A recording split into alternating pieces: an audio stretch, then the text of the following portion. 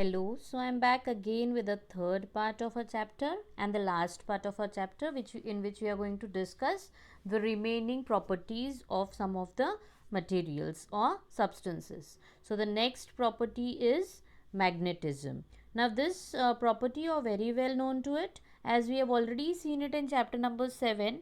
Like magnetic separation is also one of the method of separating the things from each other. Yes, we have seen in a scrap or on a landfill there are much waste been collected from the whole city, in which it's a combination of different things together. Some of the things are magnetic things are the ones which gets attracted towards the magnet, like metals are best examples of magnetic objects. In the picture here also you can see that are metal clips, then iron nails, scissors, scale.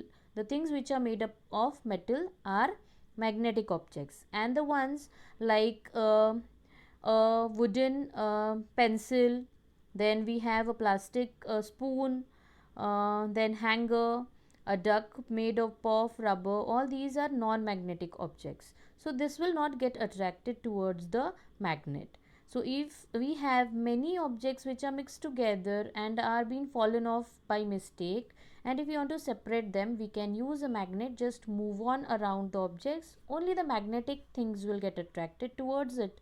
So such a way we can separate the substances from each other by looking at the property that some of them will get attracted towards the magnet, the others will not get attracted towards it.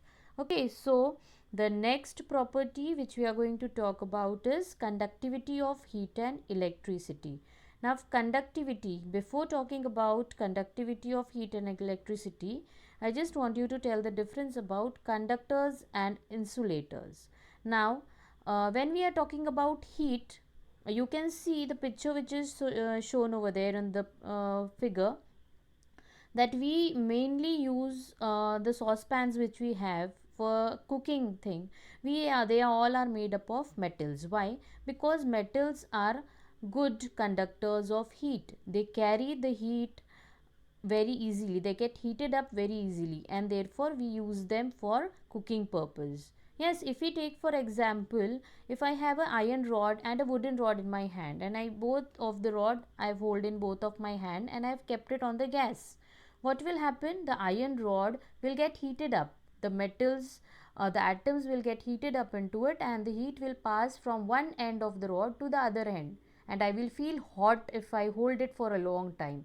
But instead that, if I am holding a wooden rod on the other hand, what will happen? The heat will not get transferred and it will start burning. So this experiment or this activity will best tell you about that the metal is a good conductor of heat, whereas the wooden rod which we are holding in the other hand is a bad conductor. So the one which is good conductor, they are known as conductors, though they carry the heat very well, and therefore they are known as conductors. And the one which will not carry the heat well and will get burned will be the insulators. Okay, so you have understood the difference between conductors and insulators.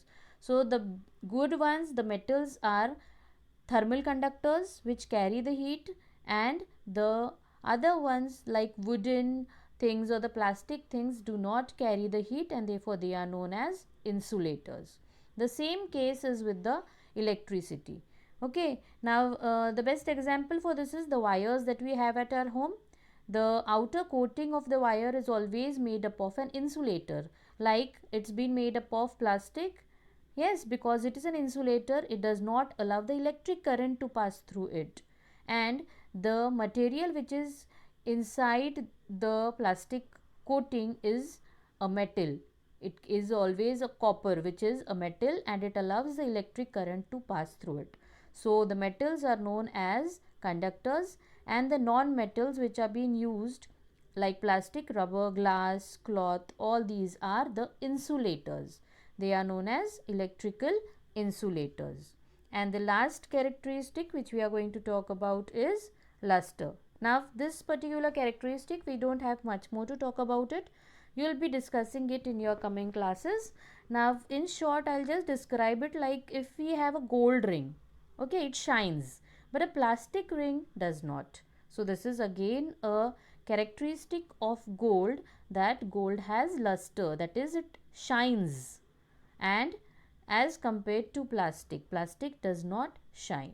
So based on that also the things can be classified into lustrous objects and non-lustrous objects. And the last property is very well known to all of you, that is living and non-living things. Yes, again this criteria is very well known. The things which can be classified, which shows the characteristics of living things, like they reproduce, they grow, they develop, they respire, all these things are known as living things.